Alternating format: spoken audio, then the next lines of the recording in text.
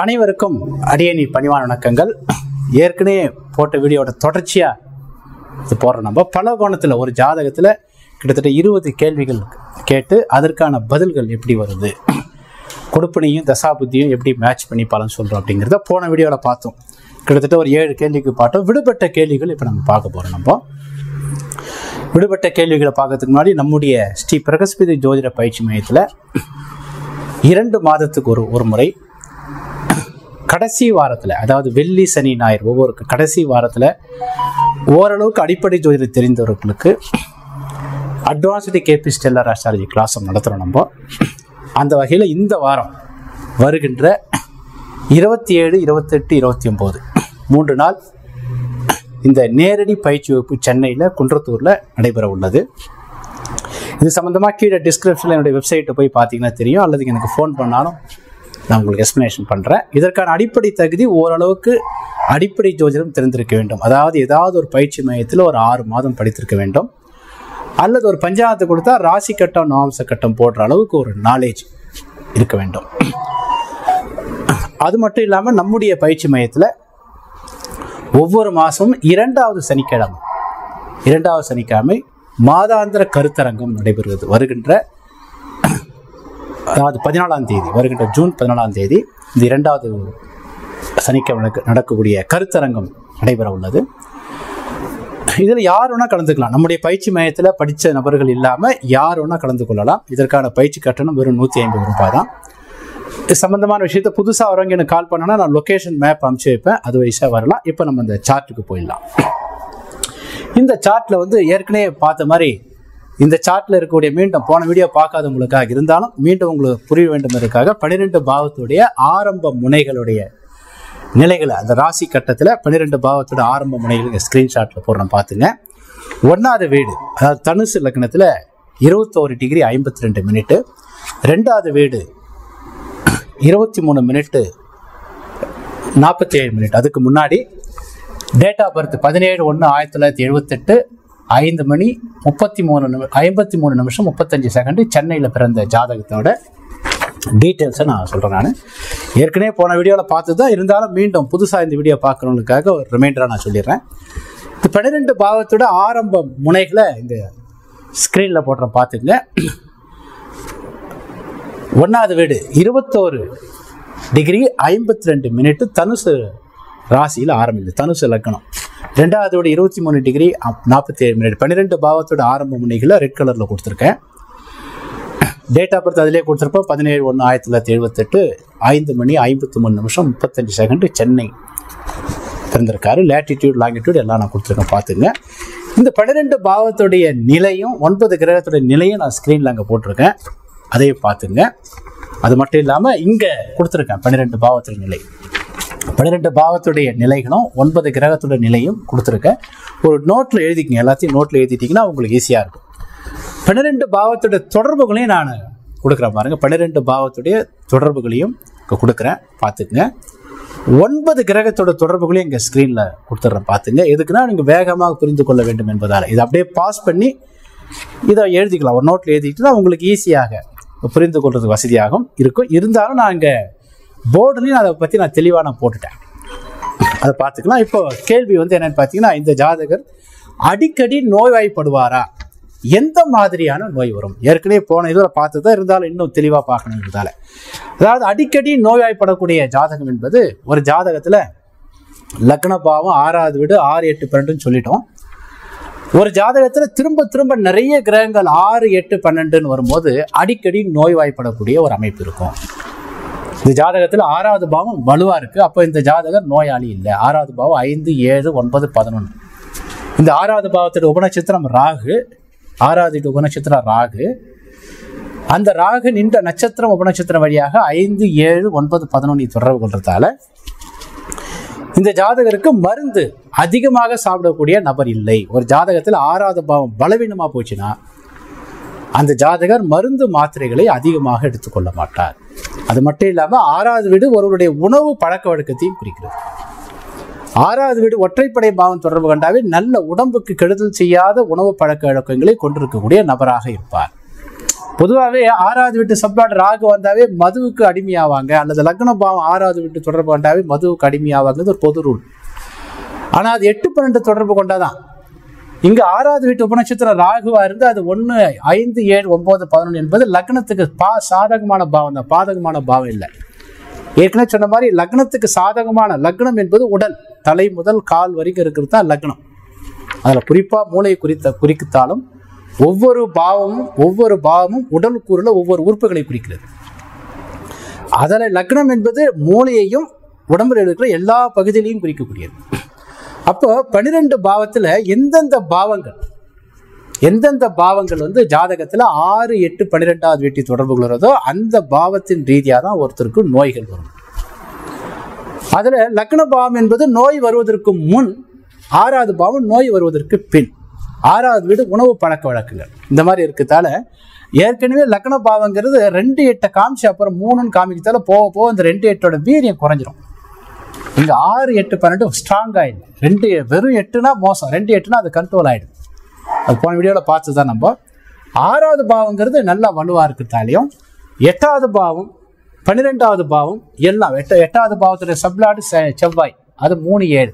12வது பாவத்துடைய சப்ளாடு ராகுவே வந்துடுது, அதுவும் 5, 7, 9. அப்போ 6, 8, 12.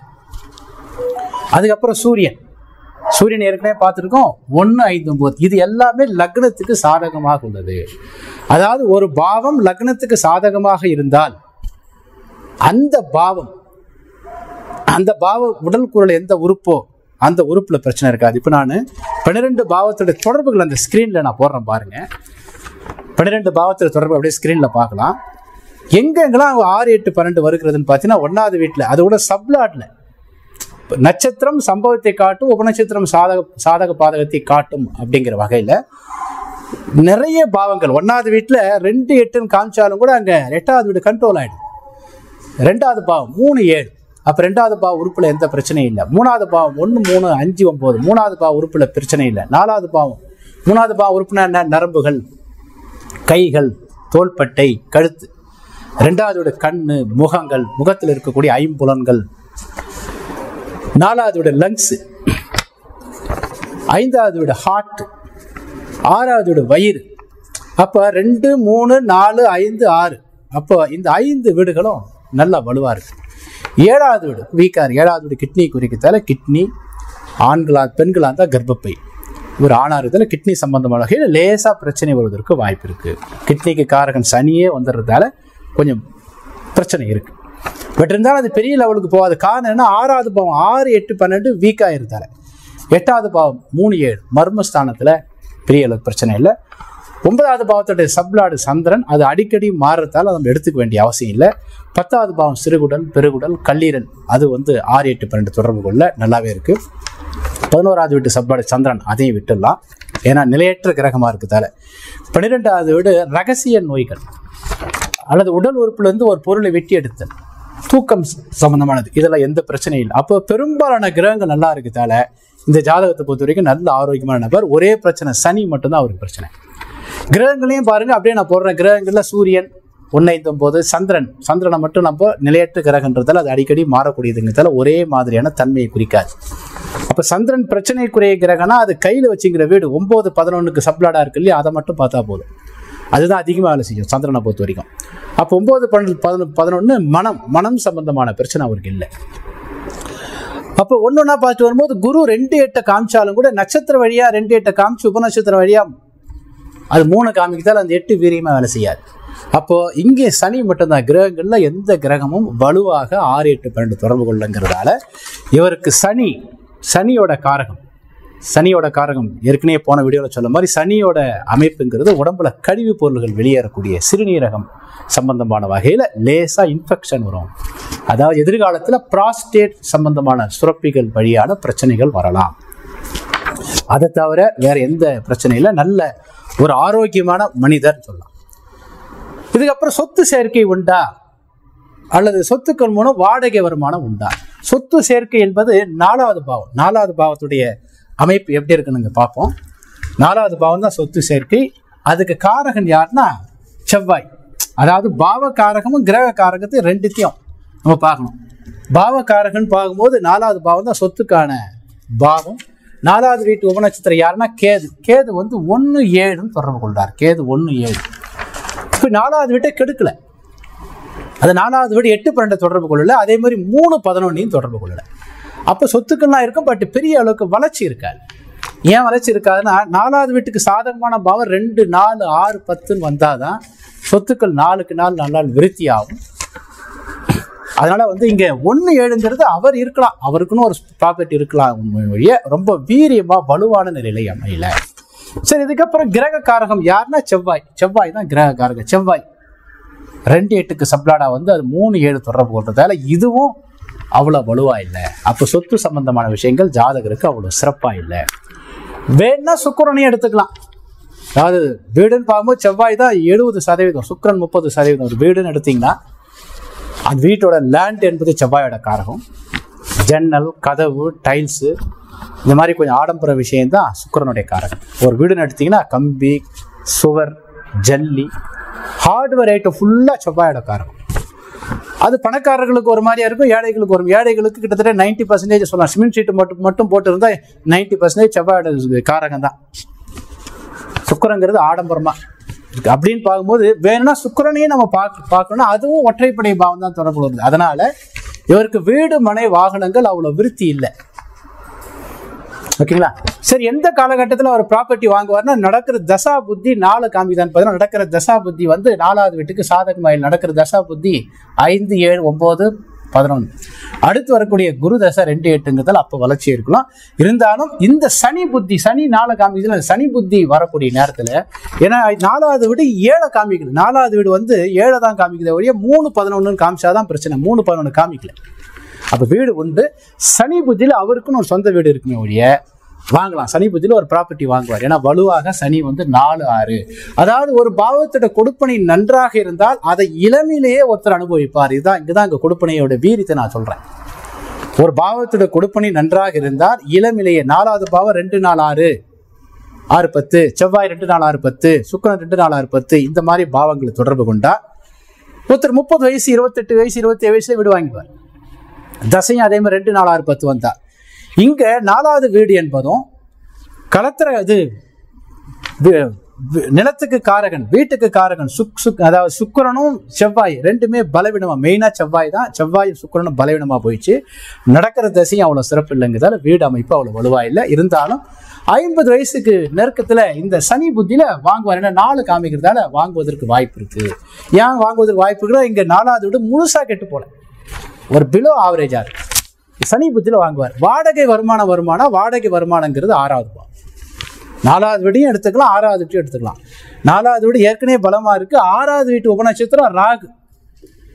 இந்த ராகு 6வது வீட்டு உபநட்சத்திரம். அதுவும் பார்த்தீங்கன்னா 5, 7, 9, 11 தான். அப்போ வாடகை வருமானம்லாம் இவருக்கு பெரிய அளவுக்கு வருவதற்கு வாய்ப்பு இல்லை. ஆனா வீடு எப்படி இருக்கும்? வீட்டு மூலமா பிரச்சனை வருமானா 4வது பாவம் 1, 7ன்றதால வீட்டு மூலமா பிரச்சனை வராது.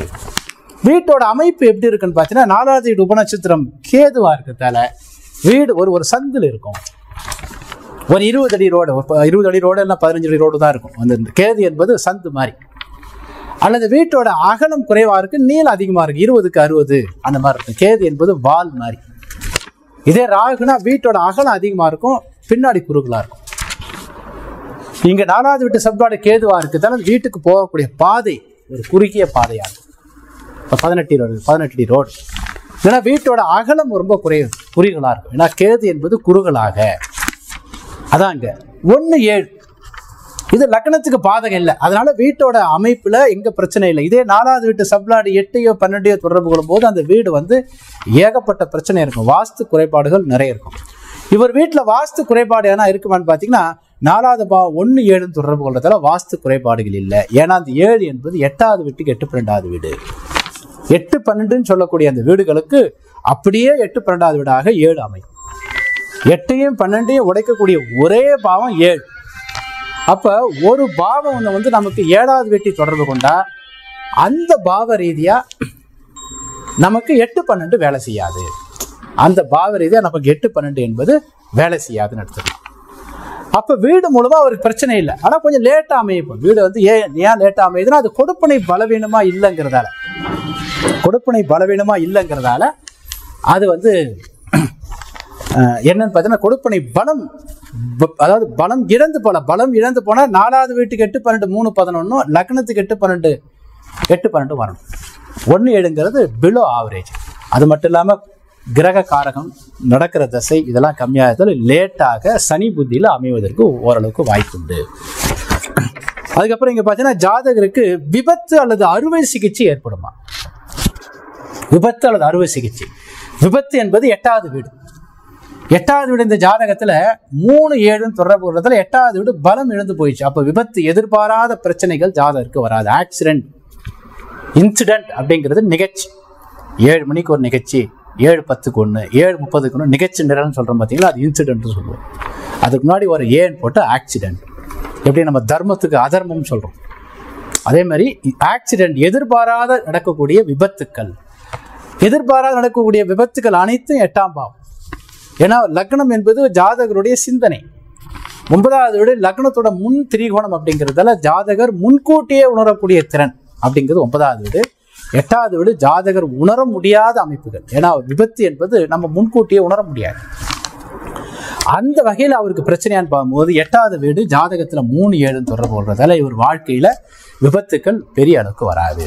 குறிப்பா ஒரு கனமான பொருள் நம் மீது மோதுவதோ, ஒரு வாகன விபத்தோ அப்படின்னு பார்க்கும்போது 4வது வீட்டு எடுத்துக்குவோம். 4வது வீட்டுக்கு கனமான பொருள். அது மட்டும் இல்லாம வாகனம் என்பது 4வது பாவம். வாகனத்துக்கு காரக்கூடிய 4வது பாவமும் இங்க 7 தொடர்பு. வாகனத்துக்கு காரகனான சுக்கிரனோ அங்க 1, 3, 5, 9 எந்த விதத்திலையும் 8வது வீடோ வாகன காரகனான சுக்கிரனோ வாகனம் சொல்லக்கூடிய 4வது பாவமோ 8, 12 தொடர்பு கொள்ளாம 8வது வீட்டை கெடுக்கக்கூடிய 3, 7 தொடர்பு கொள்றதால இவருக்கு வாகன விபத்து எதுவும் வராது. அது சொல்லும் போது அவர் சொன்னார், 2 தடவை ஒரு சின்ன ஆக்சிடென்ட் ஆகி சார், மறுநாள் ஆஃபீஸுக்கு நான் போயிட்டேன் சார்னார். அப்போ ஆக்சிடென்ட் மாதிரி எடுத்துக்க முடியாது. இதே 4வது வீடு 8, 12, 8வது வீடு வீரியமா தான் மாச கணக்கில் ஹாஸ்பிட்டல் இருப்பாங்க. அப்ப பெரிய ஆக்சிடென்ட் எல்லாம் வராது. கோச்சார ரீதியா வரும்போது அதனுடைய பாதிப்பு பெரிய அளவுக்கு வராது. கொடுப்பனை வழியா வரக்கூடிய பிரச்சனை தான் நமக்கு லைஃப்ல பெரும் பகுதியை லைஃபை முடக்கி போடக்கூடியது. அப்ப இவருக்கு வாகன விபத்து என்பது வராது. அறுவை சிகிச்சை என்பது 8வது வீடு தான். அறுவை சிகிச்சை என்பது 8வது வீடு, 12வது. உறுப்போட அமைப்பை மாற்றுதல் என்பது 8வது வீடு. உறுப்போட அமைப்பை இப்படி இருக்கிற உறுப்பை அப்படி மாற்றி வைக்கிறது 8வது வீடு. உறுப்பை துண்டித்து வேறொரு உறுப்பை வைக்கிறது 12வது வீடு. அப்ப 8வது வீடு என்பது இந்த ஜாதகத்துல 3, 7ங்கிறதால இவருக்கு அறுவை சிகிச்சைக்கான கொடுப்பனை ஜாதகத்துல இல்லை.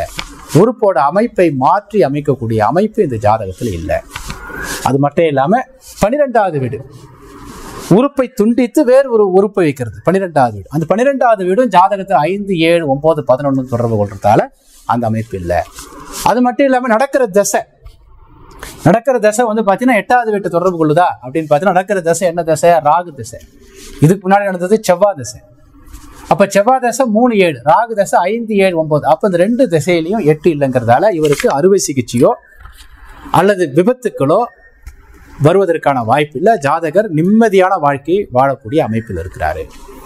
இதுதான் நம்ம என்ன சொல்றதுன்னா கெட்டவன் கிட்டிடும் ராஜயோகம். கெட்டவன் சொல்லக்கூடியது 6, 8, 12. நம்ம கேபி முறையில் 6வது பாவம் நன்மைன்னு சொன்னாலும் கூட நோய் ஸ்தானம் என்கிற ஒரு பகுதி கெட்டதலும் இருக்கு. ஒவ்வொரு பாவத்திலும் சில பங்கு நன்மையும் சில பங்கு தீமையும் இருக்கும். அந்த வகையில் என்னன்னு பார்த்தீங்கன்னா இவருக்கு 8, 12வது வீடுகள் நல்ல வலுவாக இருப்பதால், அதாவது லக்னத்துக்கு சாதகமாக இருப்பதால் அந்த 6, 8, 12வது பாவத்தினுடைய காரகன் வழியாக ஜாதகருடைய உடலுக்கு உள்ளத்துக்கு எந்த ஒரு பிரச்சனையும் இல்லை. அடுத்து இவர் அரசியலில் ஈடுபடலாமா? அரசியல் என்பது 5வது வீடு. ஏற்கனவே அரசியல் பற்றி ஒரு 3 வீடியோ போட்டிருப்போம், அது பார்த்தீங்கன்னா தெரியும். அரசியல் என்பது 5வது வீடு. அரசியலுக்கான காரகன் சூரியன், செவ்வாய் இதெல்லாம் எடுத்துக்கலாம். மெயினான 5வது வீடு, 2வது சூரியன், செவ்வாய்.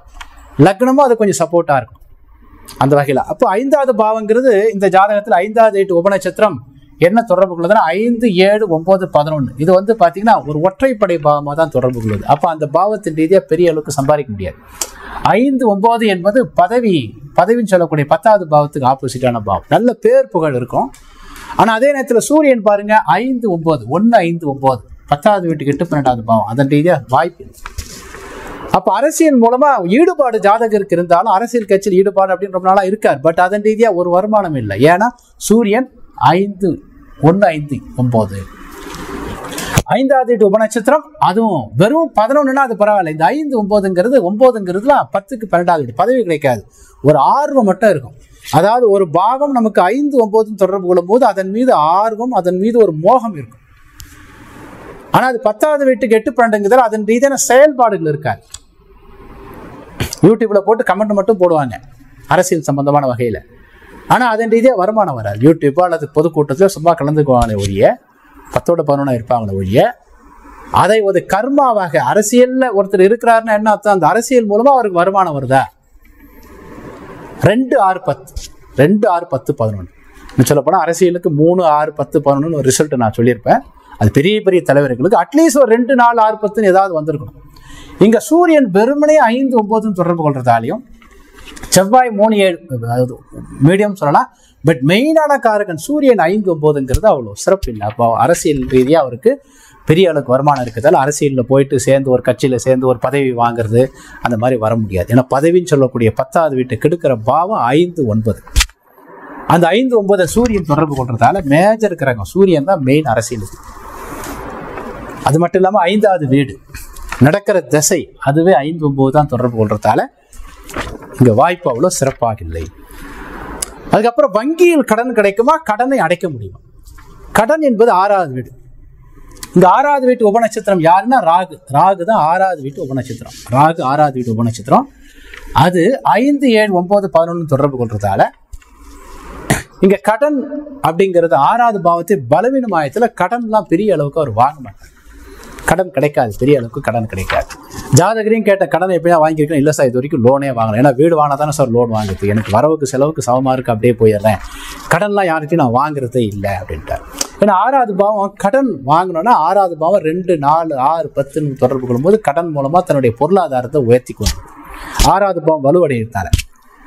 இதே 8 12னா என்ன சொல்லனா, அந்த 6வது பாவ கடன் மூலமா தொல்லைகள் வலிகள் வேதனைகள் ஜப்தி இந்த மாதிரிலாம் ஆகுது. 6வது வீடு 8 12னா. இங்க 6வது வீடு 5 7 9 கடன் வந்து 6வது வீட்டை கெடுக்கக்கூடிய பாவம் 5. 6வது வீட்டு உபநட்சத்திரமும் 5வது வீட்டு உபநட்சத்திரமும் ஒரே கிரகமா வந்துட்டால இங்க வந்து என்னன்னு பாத்தீங்கன்னா அந்த கடன் வந்து விருத்தி ஆயிடுது. கடன் வாங்கக்கூடிய அமைப்பு இல்லை, நீண்ட கால கடன் இல்லை. கடன் வாங்கினாலும் அது அடைப்பாரான்னு பார்க்கும்போது 6வது பாவம் இங்க பலவீனமா போயிடுச்சு. கடன் வாங்கினாலும் உடனே அடைச்சிடுவாரு. இப்ப பெரிய கடன் இல்லைன்னு அர்த்தம். நண்பர்கள் கேட்டால் அப்பப்போ 1000 2000 வாங்கினாலும் கூட உடனே கொடுத்துருவார். அந்த கடன் வளரக்கூடிய அமைப்பு இல்லை, நீண்ட கால கடன் இல்லை. இதே 6வது வீடு 2யோ 4யோ 6யோ 10யோ தொடர்பு கொள்ளும் போது அதுக்கான அமைப்பு அதிகமா இருக்கும். கடனுக்கான கிரக காரகம் செவ்வாய். அந்த செவ்வாய் இங்க வலுவா வந்து 6 தொடர்பு கொள்ள 3 7 தான் தொடர்பு கொள்ளும். செவ்வாய் 3 7 தொடர்பு கொள்றதால இவருக்கு ஜாதக ரீதியாக கடன்காரங்கிற பேர் எடுக்க மாட்டார். அடிக்கடி கடன் வாங்கக்கூடிய அமைப்பு இல்லை. அதே மாதிரி வாங்கின கடனையும் அடைத்து விடுவார். ஏன்னா 6வது பாவம் பலவீனமா இருந்தால கடன் என்ற நேம் அவருக்கு இருக்காது, கடன்காரங்கிற நேம் இருக்காது, அடைத்திடுவார். அது மட்டும் இல்லாம அந்த ஜாதகத்துல 6வது வீட்டை எத்தனை கிரகம் தொடர்பு கொள்ளுது பாருங்க. அப்படியே பார்த்துட்டு வரும்போது எங்கேயாவது 6 இருக்கா பாருங்க. 5 கிரகத்தை போட்டிருக்கீங்க. ராகு குரு செவ்வாய் சுக்கிரன் எதுவுமே 6 தொடர்பு கொள்ளல. இந்த தொடர்புகள் அப்படிங்கிற இடத்துல 2வது ஒரே கிரகம் சனி மட்டும்தான். சந்திரன் அடிக்கடி மாறக்கூடிய கிரகம், அது விட்டுலாம். ஒரே கிரகம் சனி மட்டும்தான் 6 தொடர்புகளுக்கு. நான் அதான் சொல்லியிருக்கேன், அடுத்து வரக்கூடிய சனி புத்தியில நீங்க ப்ராப்பர்ட்டி வாங்குவீங்க, கடன் வாங்கி அந்த ப்ராப்பர்ட்டி வாங்குவீங்க.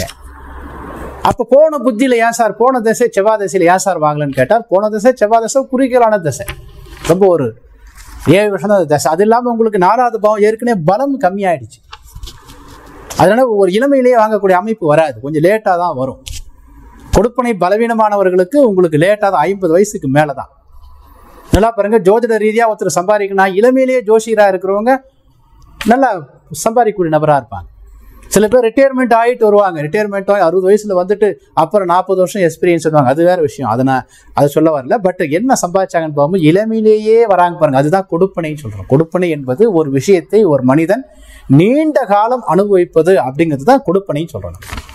அந்த வகையில இந்த சனி மட்டும்தான், வேற எந்த கிரகமும் 6வது விட்டு வலுவா தொடர்பு கொள்ள. அதனால கடன்காரங்கிற பேர்லாம் அவர் இருக்காது. கடனை உடனே அடைச்சு விடக்கூடிய அமைப்பு தான். சார் கொடுத்த கடன் கிடைக்குமா? யாருக்குன்னா ஒரு பணம் கடனாக கொடுக்குற அது அவருக்கு நல்லா கிடைக்குமா? நான் கொடுத்த கடன் என்பது 12வது வீடு. ஏன் கொடுத்த கடன் 12வது வீடுன்றோம்? 6வது வீடு நாம கடன் வாங்குறது. 12வது வீடு என்பது 7க்கு 6வது பாவம். 7வது பாவம் நம்மோடு தொடர்பு கொள்ளக்கூடிய நபர். அந்த 7வது வீட்டுக்கு இந்த 12வது வீடு 6வது வீடா வரும். 12வது வீடு நம்மளுடைய இழப்புகளையும் குறிக்கும். அப்ப 12வது வீடு நாம கொடுத்த கடன். இங்க இந்த ஜாதகத்தில் 12வது வீடு உபநட்சத்திரம் ராகு, அது 5, 7, 9, 11 தொடர்பு கொள்றதால இந்த கொடுத்த கடனை திருப்பி அவ்வளவு குயிக்கா வாங்க முடியாது அவரால்.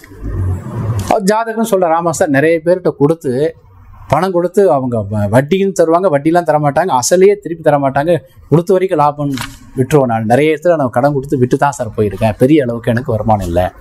இதே 12வது வீடு 2, 4, 6, 10 போது கடனை கொடுத்து நமக்கு அதோட வட்டியோட சேர்த்து நமக்கு கிடைக்கும். 8, 12னா அந்த கடன் மூலமா நம்ம ஏகப்பட்ட பிரச்சனைகள், வலிகள், வேதனைகள், அவமானங்கள் வரும். கடன் கொடுத்துட்டு கடன் வசூலிக்க போகும்போது பிரச்சனை வந்து அது பெரிய எம்சியா போயிடும். 5, 9னா நாமே விட்டு கொடுத்துருவோம். சரி கொடுத்த வரைக்கும் கொடுப்பா, 1 லட்சம் வாங்கினியா, சரி 50,000மாவது கொடு, மாசம் 5,000 கொடு அப்படின்ற மாதிரி நம்ம சொல்லிடுவோம். அந்த வகையில கடன் என்ற அமைப்பு வந்து கொடுத்த கடனை வசூலிக்கக்கூடிய அமைப்பு அவங்களுக்கு ஜாதகருக்கு அவ்வளோ வலுவாயில்லை. ரெண்டாவது பாவமும் ஜாதகத்துல 3, 7ங்கிறதால பணத்தை கொடுத்து வட்டி கூட்டு சம்பாதிக்கிற அமைப்புலாம் இல்லை. அப்ப கொடுத்த கடனை வசூலிக்கக்கூடிய அமைப்பு கம்மியா இருக்கிறதால யாருன்னா பணம் கேட்டாங்கன்னா கடனா கொடுக்கக்கூடாது. ஒரு 5 லட்சம் கேட்கறாங்கன்னா வேணா ஒரு 10,000 ஃப்ரீயா கொடுத்துடலாம். அந்த மாதிரி அமைப்பு தான் இந்த ஜாதகத்தில் நல்லா இருக்கும்.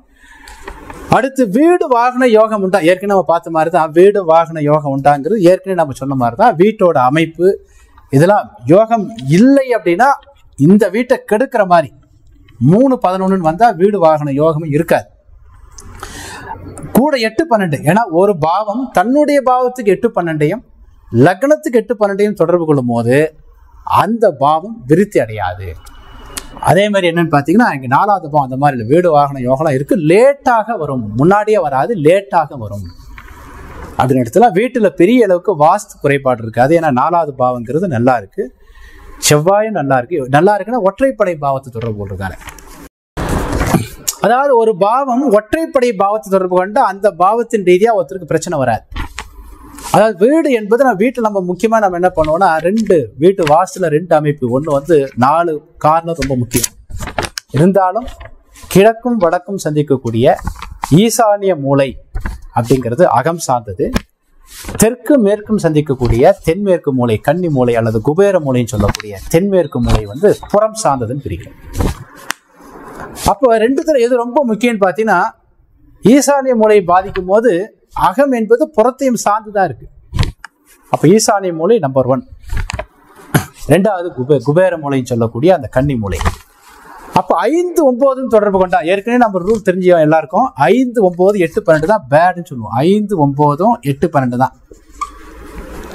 5, 9 என்பது புறம் சார்ந்த விஷயத்தை அழிக்கக்கூடியது. 8, 12 என்பது அகம் புறம் 2த்தையும் கெடுக்கக்கூடியது. அப்போ 4வது வீடு இவருக்கு 8, 12 தொடர்பு கொள்ள 5, 9 தொடர்பு கொள்ளுங்கிறதால வீட்டுல வாஸ்து குறைபாடு இல்லை. இன்னும் சொல்ல போனா ஒற்றைப்படை பாவம் தொடர்பு கொண்டா கிழக்கு வடக்கு இந்த பகுதியில வாஸ்து தோஷம் இருக்காது. கிழக்கு வடக்கு அதாவது ஒரு வீட்டோட கிழக்கு பகுதியும் வடக்கு பகுதியும் அகம் சார்ந்தது, தெற்கு பகுதியும் மேற்கு பகுதியும் புறம் சார்ந்தது அப்படின்னு பிரிக்கிறோம். அந்த வகையில 4வது வீடு செவ்வாய் இதெல்லாம் ஒற்றைப்படை பாவத்தை தொடர்பு கொள்றதால இவர் இருக்கிற இடத்துல வாஸ்து பிரகாரம் கிழக்கு பகுதியும் வடக்கு பகுதியும் பாதிப்பு வாஸ்து குறைபாடு இருக்காது. வேணா தென்மேற்கு தெற்கு பகுதி மேற்கு பகுதியில் கூட லேசா பிரச்சனை இருக்கலாம், மற்றபடி வாஸ்து குறைபாடுலாம் இல்லை. வீட்டோட அமைப்பு வாகன யோகம் என்பது சுக்கிரன் வந்து வாகனத்தின் மூலமா வருமானம் வராது, பட் வாகனத்தை அனுபவிக்கிற யோகம் இதை பொறுத்துக்கணும். ஏன்னா இது லக்னத்துக்கு சாதகமா வாகனமே இல்லைன்னு அர்த்தம் இல்லை. 4வது பாவம் 3 தொடர்பு கொண்டா வாகனமே இல்லைன்னு அர்த்தம் இல்லை. லக்னத்துக்கு சாதகத்துல வாகனத்தை மாத்திக்கிட்டே இருப்பார். ஒரு 5 வருஷத்துக்கு ஒன் டைம் இவர் 2 வீலரை மாத்திட்டே இருக்கார். 2 வீலரை 5 வருஷத்துக்கு ஒன் டைம் மாத்திட்டே இருப்பார். ஏன்னா 4வது பாவங்கிறது 1, 7 வலுவா இல்லை. வாகனம் அப்படின்றது காரகன் சுக்கிரன். அந்த சுக்கிரன் வந்து ஜாதகத்துல 1, 3, 5, 9 நல்ல பழைய அதாவது 5 வருஷம் ஆனாவே ஒரு வாகனத்தை மாத்திடுவார். நல்ல வாகனத்தை அனுபவிக்கிற யோகம். அதனால வந்து வாகன யோகம் என்பது அனுபவிக்கிற யோகம். அந்த வாகனத்தின் வழியாக வருமானம் வராது. ஒரு வேன் வச்சுட்டு ஒரு தொழிலுக்கு பயன்படுத்துறது அந்த மாதிரி வராது. வாகனத்துக்கு செலவு பண்றது தான் அதிகமாக இருக்கும்.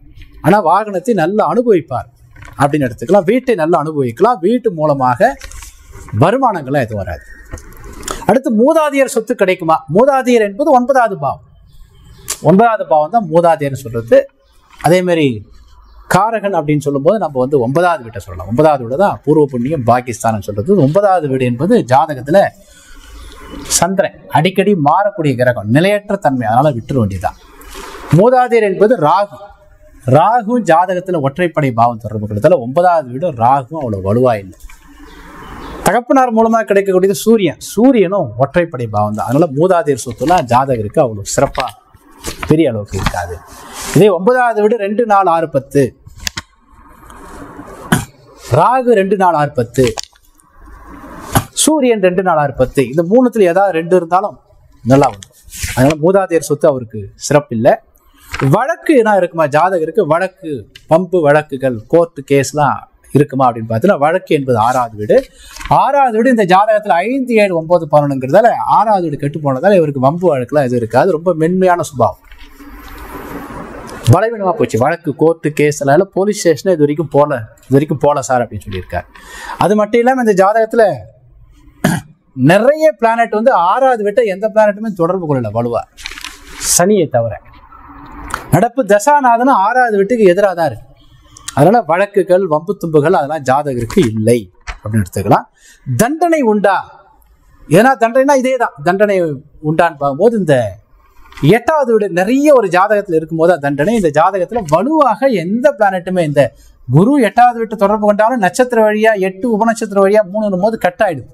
அதனால இவருக்கு தண்டனை அப்படிங்கிற அமைப்புலாம் இல்லை. தண்டனை, அபராதம்லாம் 8வது வீடு, 12வது வீடு. 12வது வீடும் பலவீனமா போச்சு. அப்ப தண்டனைகள் இல்லை. அதை பத்தி பயப்பட வேண்டிய அவசியம் இல்லை. சிறைவாசம் உண்டா? சிறைவாசம் என்பது 12வது வீடு ராகு. அதுக்கப்புறம் 8வது வீடு எடுத்துக்கலாம். 12வது வீடு ரகசியமாக, அதாவது 12வது வீடு ரகசியங்கள். 2வது ஒரு மனிதனை தனிமைப்படுத்தக்கூடிய அமைப்பு தான் அந்த 12வது வீடு. அது நல்லா இருந்தா வெளிநாட்டுக்கு போகலாம். கெட்டு போன 8, 12 தொடர்பு கொள்ளும்போது சிறைச்சாலை, ஒருத்தர் ஜெயிலில் இருக்கிறன்னா 12வது வீடு 8, 12 ராகு, சிறைக்கு காரகன் ராகு 8, 12 தொடர்பு கொள்ள வேண்டும். இங்க 12வது வீடு உபநட்சத்திரமே ராகு வந்து அது 1, 5, 7, 9, 11ங்கிறதால சிறைச்சாலையெல்லாம் போக வேண்டிய அமைப்பு இல்லை ஜாதகத்துக்கு. ஏன்னா ராகுவும், அதாவது ஒரு பாவமோ ஒரு கிரகமோ 7, 11 தொடர்பு கொண்டாவே அந்த பாவ ரீதியா 8, 12 வேலை செய்யாது. அப்ப ராகுவும் 12வது விட 7, 11 தொடர்பு கொள்றதால சிறைச்சாலை போகக்கூடிய அமைப்பு இந்த ஜாதகத்துக்கு இல்லை. எதிரிகள் ஜாதகர்கள் இருப்பாங்களா? குறிப்பா மறைமுக எதிரிகள், எதிரிகள் என்பது 6வது வீடு. போட்டியாளர்கள் என்பது 7வது வீடு. எதிரிகள் என்பது 6வது வீடு, 8வது வீடுன்னு சொல்லலாம். 6, 8 தான் எதிரிகள் சொல்றது. ரகசிய எதிரிகள் 12வது வீடு. அப்படி எடுத்து 6, 8, 12 தான் எடுத்துக்க முடியும். ஏற்கனவே சொன்ன மாதிரி 6, 12 ஒற்றைப்படை பாவம், 8 ஒற்றைப்படை பாவம். அதனால எதிரிகள்லாம் ஜாதகருக்கு இல்லை. ஜாதகர் அவர் வேலையை அவர் பார்த்துட்டு போவார். எதிரிகள், பிரச்சனைக்குரிய நபர்கள், அந்த மாதிரிலாம் ஜாதகருக்கு இல்லை. ஒரு மென்மையான, ஒரு அமைதியான ஒரு ஜாதகம் எடுத்துக்கலாம். புதையல் கிடைக்குமா? அதாவது எதிர்பாராத தனலாபம் உண்டா? புதையல்னா என்ன? இன்னைக்கு உதாரணத்துக்கு இன்னைக்கு காலையில் 12 மணிக்கு புதையல் கிடைக்குதுன்னா 11 மணிக்கு அவருக்கு தெரியுமா? தெரியாது இல்லையா? அப்ப எதிர்பாராத தனலாபம் அப்படின்ற மாதிரி எடுத்துக்கலாம் அந்த கேள்வியை. அப்போ எதிர்பாராத தனலாபங்கிறது 8வது வீடு. 8வது வீடு வந்து 2, 4, 6, 10னா தான் உங்களுக்கு எதிர்பாராத தனலாபம் கிடைக்கும். 8வது வீடு 3, 7ங்கிறதால இங்க எதிர்பாராத தனலாபம் கிடைக்காது. ஏன்னா 8வது பாவத்திற்கு கொடுப்பனியா நசுங்கி போகுதுங்க. அப்ப இவருக்கு வாழ்க்கையில எதிர்பாராத சம்பவமே நடக்காது. எதிர்பார்த்த மாதிரியே வாழ்க்கையோட, அதாவது 8வது வீடுங்கிறது இந்த மாதிரி அந்த கிராஃப் மாதிரி நான் நிறைய வீடியோவில் போட்டு காமிச்சிருப்பேன். 8வது வீடு வலுவா இருந்தா லைஃபோட கிராஃப் இப்படி போகும். கிராஃப் வந்து இப்படி போயிட்டு டவுன் ஆயிட்டு இப்படி போயிட்டு டவுன் ஆயிட்டு இப்படி போகும் லைஃப். இது 8வது வீடு 3, 7 தொடர்பு லைஃப் ஒரே மாதிரி. இது 0ல இருந்து 100 வச்சுக்கோங்களேன். இது 50ங்கிற ஏரியாவிலேயே இப்படியே போயிட்டு இருக்கும். இப்படி போகும், அதாவது இப்படி போகும். அந்த கிராஃப் மேலேயும் யாராவது மேலே இறத்தும் கீழே இறக்கும் 5% தான் மேலே கீழே. பட் இவருக்கு 20% கீழே வந்து அப்புறம் 30% மேலே, 30% கீழே, 40% மேலே, அது மாதிரி மாறி மாறி இங்கே 2, 4, 6, 10னா அப்போ எதிர்பாராத விஷயமே இருக்காதுங்கிறதால புதையல் அப்படிங்கிற அமைப்பெல்லாம் ஜாதகருக்கு இல்லை. நண்பர்கள் மூலமா ஒரு உதவி கிடைக்குமா, நண்பர்கள் ரீதியா பொருளாதார முன்னேற்றம்னா இருக்குமான்னு பார்த்தீங்கன்னா, நண்பர்கள் என்பது 11வது வீடு. 11வது நண்பர்கள் பார்க்கும்போது நண்பர்கள் உடைய அமைப்பு என்னன்னு பார்த்தீங்கன்னா, இந்த ஜாதகத்தில் 11வது உபநட்சத்திரம் சந்திரன். சந்திரன் ஒரு பாவத்துக்கு உபநட்சத்திரமா வந்துட்டாவே அந்த பாவத்துடைய தன்மை நிலையற்ற தன்மையாயிடும். அது தசைக்கு தகுந்த மாதிரி, புத்திக்கு தகுந்த மாதிரி மாறி மாறி செயல்படுறதால அது ஒரு நிலையான கொடுப்பனையே வராது.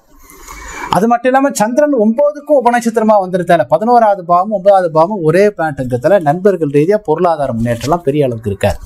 நண்பர்கள்ட்ட பழகலாம் அவ்வளோதான ஒழிய ஒரு பொருளாதார முன்னேற்றம் இருக்காது. அதனால் நண்பர்களுடைய அமைப்பு அவ்வளோ தீமையில் நன்மையில் ஒரு பெரிய அளவுக்கு சொல்லிக்கிற மாதிரி பெரிய அளவுக்கு வளர்ச்சிருக்காது. அதாவது நீங்கள் இது வரைக்கும் இந்த ஜாதகத்தை நீங்கள் பார்த்துருப்பீங்க, வெறும் 12 பாவத்துடைய ஆரம்ப முனைகளை மட்டும்தான் வைத்து நம்ம எடுக்கிறோம். இதை பார்க்கும்போது வெறும் ஒற்றைப்படை இரட்டைப்படையை வைத்துக்கொண்டு 12 பாவத்தில் கிரக காரகத்தையும் பாவ காரகத்தையும் மெர்ஜி பண்ணி நம்ம பலன் சொல்றோம். நம்ம இதுவரைக்கும் இந்த வீடியோ பார்த்த உங்கள் அனைவருக்கும் என்னுடைய நெஞ்சார்ந்த நன்றியை தெரிவித்துக் கொள்கிறேன். நன்றி, வணக்கம்.